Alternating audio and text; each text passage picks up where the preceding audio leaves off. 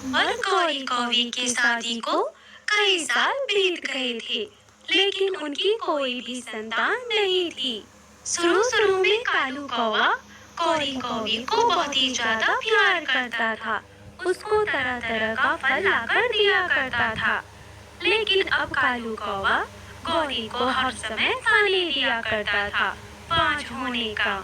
मैंने क्या क्या सपने संजोए थे कि मेरा भी अपना बड़ा परिवार होगा, मेरे अपने बच्चे होंगे जो मेरे घर में काय काय करेंगे।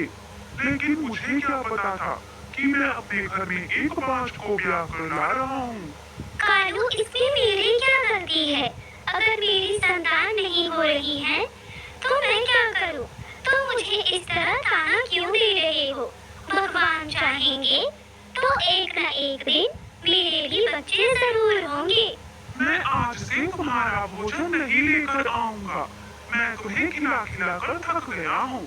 अब जाओ जाकर अपना भोजन तुम खुद लेकर आना। कालू जी, इस जंगल में सिर्फ आप ही नहीं मेरे लिए भोजन लेकर आते हैं। जंगल के सारे पति अपनी पत्नियों के लिए भोजन लेकर आते हैं और आपका फर्ज है मेरे लिए भोजन लेकर आना। मैंने जो कह दिया सो कह दिया। अपना भोजन जाकर तुम खुद लेकर आओ। अब निकलो यहाँ से। कालू कौवे की इस तरह की बातें सुनकर गौरी कौवी को बहुत दुख होता है। वो बहुत ही ज्यादा दुखी होती है। वो मन मार कर जाने ही वाली थी, तभी कालू कौवे का मामा आ जाता है। आइए आइए मामा जी, बताइए क्या काम था आपको। मैं तुमसे यहाँ पर जरूरी बात करने आया हूँ। क्या अभी तक तुम्हारे घर कोई बच्चा नहीं हुआ? अरे मामा जी, मैं भी इसे यही कह रहा था। इसे बस अच्छा अच्छा खाने को चाहिए और ये बच्चा दे नहीं पा रही है। कालू जी, आप झूठ क्यों बोल रहे हैं? भला मैं क्यों बच्चा नहीं चाहूँ? हर किसी की ख्वाहिश होती है कि शादी के बाद उसका बच्चा हो जो हंसे खेले अपना एक परिवार हो। जी, अब तुम्हें चिंता करने की कोई जरूरत नहीं है। मैंने तुम्हारे लिए एक कौवी देख रखी है जो जवान है, अच्छी है। उसे बस एक कमाने वाला कौवा चाहिए। मैंने उससे तुम्हारे बारे में बात की है। मामा जी, आप ये क्या कर रहे हैं? आप मेरी सौतन लाने की कोशिश कर रहे हैं। कभी कभी तुम बांझ हो। तुम जैसे बांझ से अब उम्मीद करना बेकार है। मैं इसका मामा हूँ कालू का।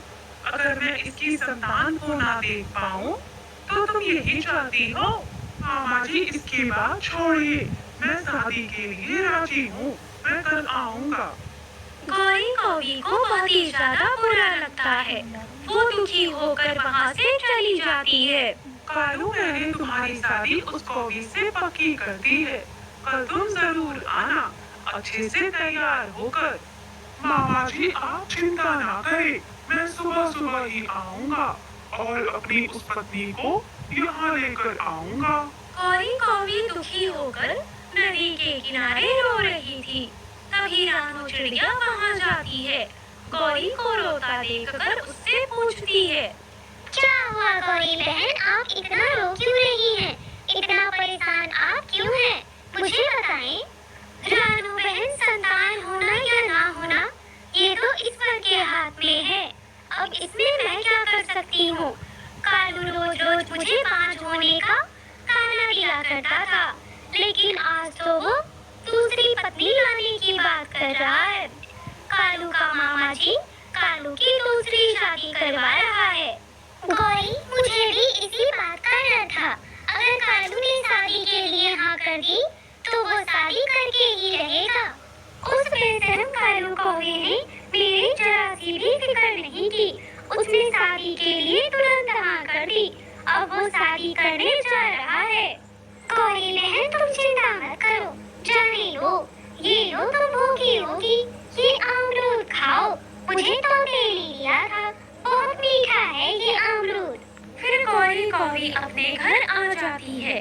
रात को कालू कौवा गौरी से कहता है, गौरी, वो मेरी लाल रंग की पगड़ी कहाँ है जो मैंने शादी में पहनी थी? वो वहाँ सामने रखा है। कालू जी, जब आपने मुझसे शादी की थी तो करेंगे, कभी आंसू नहीं आने देंगे। तो अब आपको क्या हो गया? अब आप मेरे साथ इतना बुरा क्यों कर रहे हैं? गौरी, मैं तुम्हें छोड़ कहाँ रहा हूँ। मैं तो बस मामा जी के कहने पर संतान के लिए शादी कर रहा हूँ। अगर तुम मुझे संतान दे देती तो मैं शादी नहीं करता। कालू जी, संतान तो एक बहाना